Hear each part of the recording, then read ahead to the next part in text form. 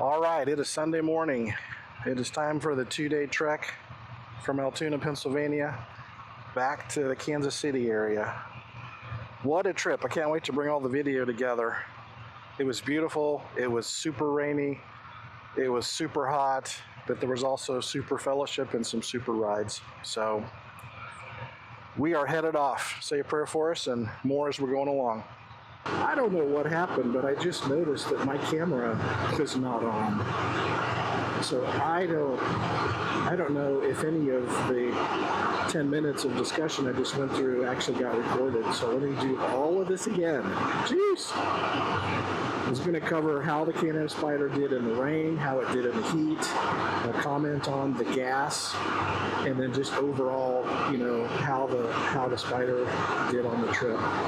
Again, this is going to be probably a 2,500 plus mile trip from the Kansas City, Missouri area to Altoona, Pennsylvania.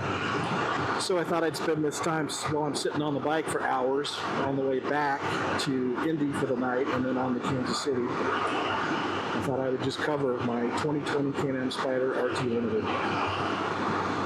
So how did it do in the wet? Okay, it was really, really wet.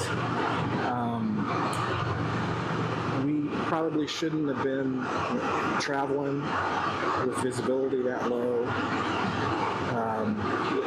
My excuse is we just didn't have a choice. We had hotel reservations. We had to get here.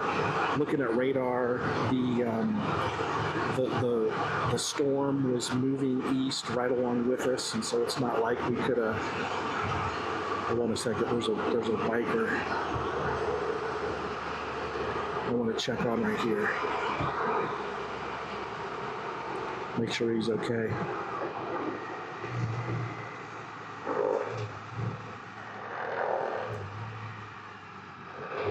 You all right?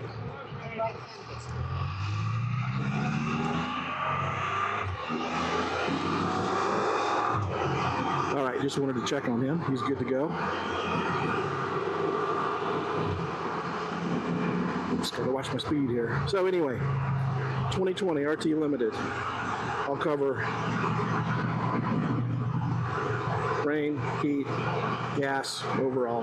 Like I started saying, it rained hard. We couldn't see 100 yards in front of us, maybe less. We're on I-70 a lot of the time, and the big trucks are throwing water all over the place. It was just a deluge. I've got some video, I think, where I captured a bit of it. So the Spyder did great. I have to admit, my wife's going to kill me, but I have to admit there was one place where I did hydroplane. I was going maybe 55. We couldn't go really any faster because we couldn't see. I did hydroplane, but I was going in a straight line. Everything was just fine. I thought more about Mike behind me on two wheels than I did me. And after talking to Mike, he didn't hydroplane at all, and I was sure he was going to in the location we were in. There was these short walls on both sides of the single lane we were in because there was construction going on, and the water was just rushing, down the highway. It had nowhere to go. But I honestly chalk that up to the Spyder's got three wheels. It's a whole lot wider, and it's harder for me to pick a certain line on the road than it is on two wheels. So I'm sure Mike who's an excellent rider, I'm sure Mike was exactly where he needed to be on the road, and I just, I can't get right in between where there's less water in some cases than he can. So, but the Spyder did great. Again, even though I hydroplaned, it recovered right away, and the bike did great. That was more my fault, I think, than it was the bike at all. The heat. So we got through all the rain getting here. We got to Altoona, and they were in a flash flood warning. Internet was down, all kinds of stuff like that. But then it got hot. The last couple of days we've been in excessive heat warning, and that's why we left as early as we could this morning. We left by 6, so we could try to get to Indianapolis before, it's hotter later in the afternoon. Every bike gets hot in heat like that. My temperature on my outdoor thermometer on the bike, once it would hit about 100, the fan would kick on the Spyder. I don't like where they seem to have the temp gauge placed on the Can-Am Spyder. Whenever the bike starts to get hot, wherever that heat radiates from, it affects the outdoor temperature gauge on the bike. So it might say 70 because it's 70 outside, but when the bike starts getting hot for some reason, then, like at one point, my thermometer said 106. It wasn't 106 out, although it felt like it. It was probably 95 out, but the bike was putting off tons of heat. So I don't like where they placed it. I keep saying I'm going to look up where that is. I haven't done it yet. But the bike did, it did fine at about 100 on that gauge. The fan would kick in.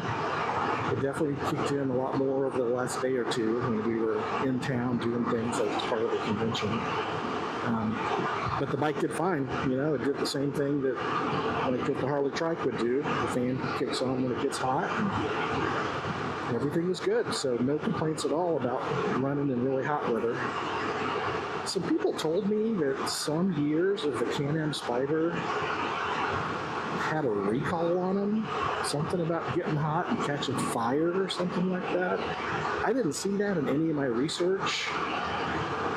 They've never done any recall work that they told me about when I bring the bike in for service. So I don't know. I've never heard about that at all. I'm totally happy. Gas. So gas is expensive up here in Pennsylvania. And for a couple of tanks, I ended up running 89 octane instead of 91 or 93. And I have to admit, the throttle response, I could definitely tell a difference. And there's a lot more hills up here, and when I ran those tanks of gas, it felt like the bike was just trying a little harder and not going as well as it usually does going up some of the hills. I could definitely feel a difference. And then I went back to running 93. I put 93 gas in it, and I didn't feel that anymore. So I could definitely tell a difference running lower octane gas in it than 91, just for your information. My last comments about the Spyder were just kind of overall. How did my 2020 Can-Am Spyder do on this? It'll be a 2,500 plus mile trip from Kansas, Missouri to Altoona, Pennsylvania. It did wonderful. This thing is, I don't know that I would have had a better bike to actually take this trip on. 2 wheels, 3 wheels, whatever. It's a pleasure to ride. The cruise obviously is just great. The adjustable windshield, I adjusted it on the fly multiple times, during the ride. We didn't have to stop and adjust anything. And I know other bikes have all this stuff too. But I'm just saying, this 2020 RT Limited, it's just a pleasure to ride. We did some fun curves, and I went a little fast around them, and I felt comfortable. It did great the whole time. It's just a wonderful bike for this kind of travel. I do not have any complaints at all. I do feel like after the wet, after the deluge we were in, I feel like my mission key tumbler and my rear trunk lock, I feel like they're, not working real smooth. They're kind of catching a little bit. So I might have got a little water or grit or something in there. I need to put some dry lube. But I think I would have had that with any bike, basically, with that kind of deluge. So, but I just love it. I love the 2020 Can-Am Spyder RT Limited. totally glad I moved from other bikes to this. I had to move from 2 wheels to 3 because of my back, and then I ended up moving from a Harley trike to this, and I don't have any complaints at all. Just love it. I think that's it. More soon. Bye.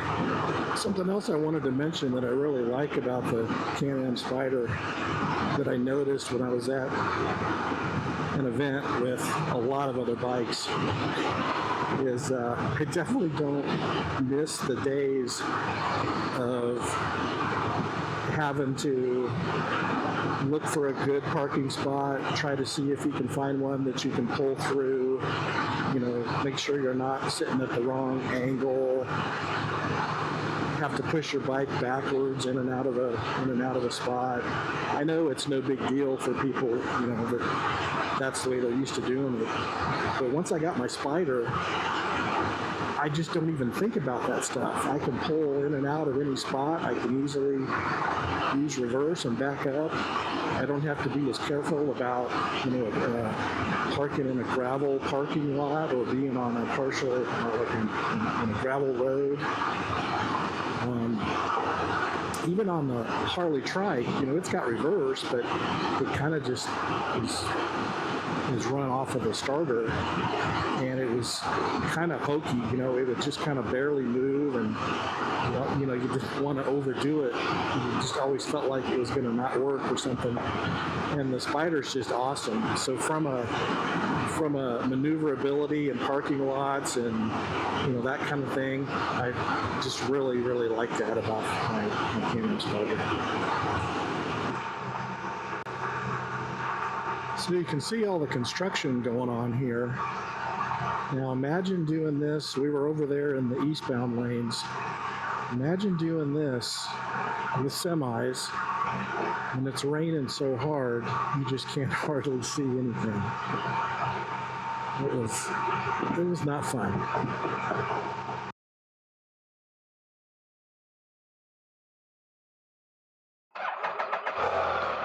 Well, good morning. It is Monday morning. This is our final trip section. We're going from Indianapolis, Indiana, back home to Kansas City, Missouri. My glasses are already fogging. It's already 75 at 6 in the morning with 87% humidity. And it's going to get up in the 90s with a heat index of over 100 today. So we're trying to start early and get home soon. Well, I got a little more time to spare. I got about 6.5 hours to finally reach home. We're leaving Indianapolis. I thought I would think through with you what I would add or change or do different now that I've taken the Spyder on a 2,500 mile trip. You get that many miles in and you tend to notice things that you don't necessarily notice when they're on shorter stuff. So let me just kind of think out loud anything I would add or change or do different. I would put some highway pegs on, so I've got another position that I can stretch my legs and give my knees a break. I tend to push down on the running boards when I'm doing fast curves, and it kind of like ends up bugging my knees after a while. So maybe put some highway pegs on them, which I know are available. On my Harley trike, I have these little wind deflectors that I could turn when I wanted, and they would deflect air. Like they would mount on the side up here, kind of between where the front tires are and the body of the bike. And it might be nice to have some wind deflectors I could adjust so I could put more air directly on me when I wanted to. On the Can-Am Spyders, I think they're kind of known for it. The mirrors, the left and right mirrors, tend to shake quite a bit. And I know there's some things called magic mirrors that replace how they connect to the bike to make it a very strong magnetic situation, and the bikes and the mirrors don't jiggle anymore. I probably would put those on before my next big trip. It's not a huge deal, but from a visibility perspective, that's probably a good idea. I keep saying I'm going to put the Baja Ron sway bar on, and I still haven't done it. And now that I've ridden some more, especially at higher speed, and I'm 250 plus, and I got some weight on the bike as well. I can definitely feel the bike lean out when you're taking a curve. It's probably not a huge deal, especially if you're not heavier, but I just feel like, based on what I've heard and read from others, I feel like I still want to do that, so I need to probably put the Baja Ron sway bars on. It might be nice to have a luggage rack on the top of the rear trunk, but that might just be more because I'm used to having one. I don't really need it on this trip. I hate the thought of drilling into my fiberglass trunk, plastic trunk, and it wouldn't carry a whole lot of weight necessarily. So I don't know, maybe. I don't know what it is about Indiana highways, at least I-70, pretty much east of Indianapolis, but they are just terrible. Even the parts of the highway that were not under construction, Mike and I both, I'm on 3 wheels and I was just getting pounded. They're so rough, and there's big old dips in the road when you're going the speed limit on a motorcycle. It's on the verge of being dangerous. I saw at least one car pulled over.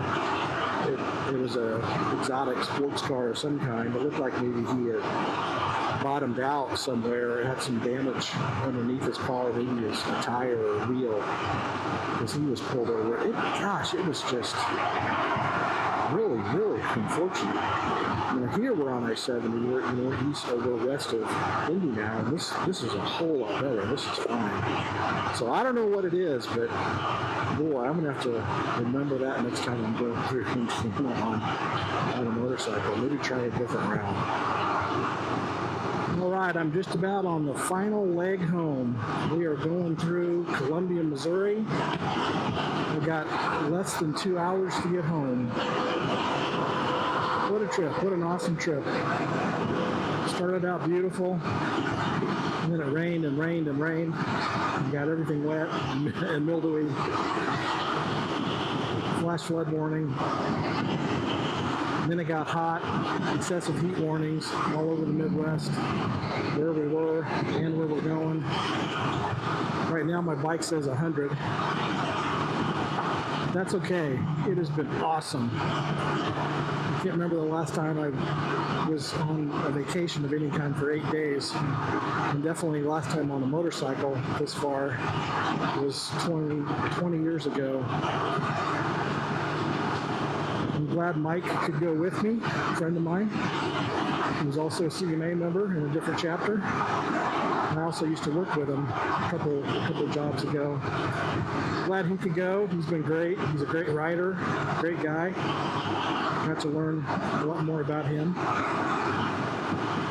So we just stopped and got something to eat and got plenty of liquids in us, and we're going to stop one more time. We got gas, and we're going to stop one more time at a rest area about halfway home, and then we'll break off. He'll go his way, I'll go my way.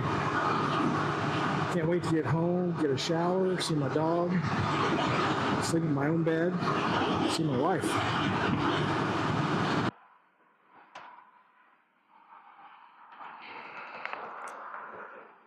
All right, the final hour. Yep. Mine says exactly, well, it says 53 minutes.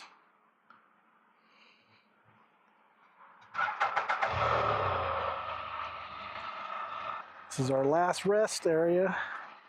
I'm going to peel off up here and head to my place, and Mike's going to head to his place. What a trip. What an awesome trip. Started out beautiful. Then it got super wet. And then we got to the CMA event. Then it got super hot. But I wouldn't do any of it any different. It was an adventure.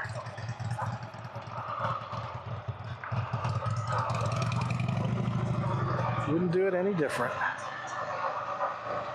Wish I could do it with Linda, with my wife, but that's just too far. She wouldn't have enjoyed that. Gotta look for shorter things to do together, or start to trailer the bike.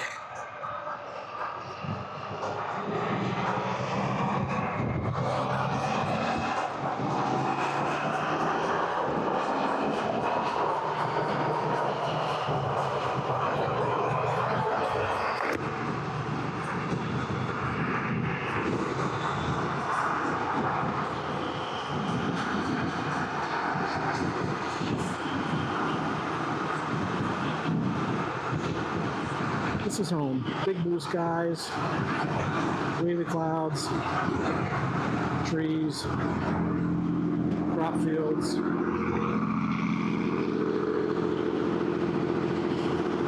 This is home. All right. Down the hill and into my driveway. And this trip is complete. Left at 6 o'clock this morning, Eastern time. Made plenty of stops. Actually made more stops than we usually would have because it's so hot we had to stop to rest and to hydrate. And looks like I'm getting home at 2:20 p.m. Central Time.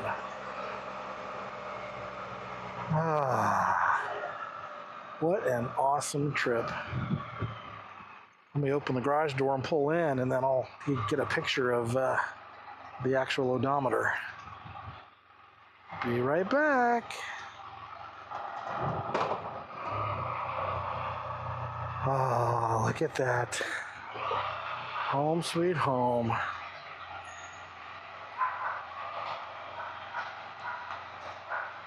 And take the camera off here. The odometer says, let me get it down there, 2,368 miles. Look at that. Oh, look, it also says 102 degrees. It's probably 100 out, 90 something out, but the bike tends to read hot when the bike's putting off heat. Woohoo! Wow. I can't wait to put some of this video together for you. Hopefully it's interesting. I sure hope so. I had a blast. So I'll get on that. I'll try to cover, I don't know, I'll cover it by day, I'll cover it by topic. I don't know what I'll do, but I'll share. Thank you, Lord. I'm home.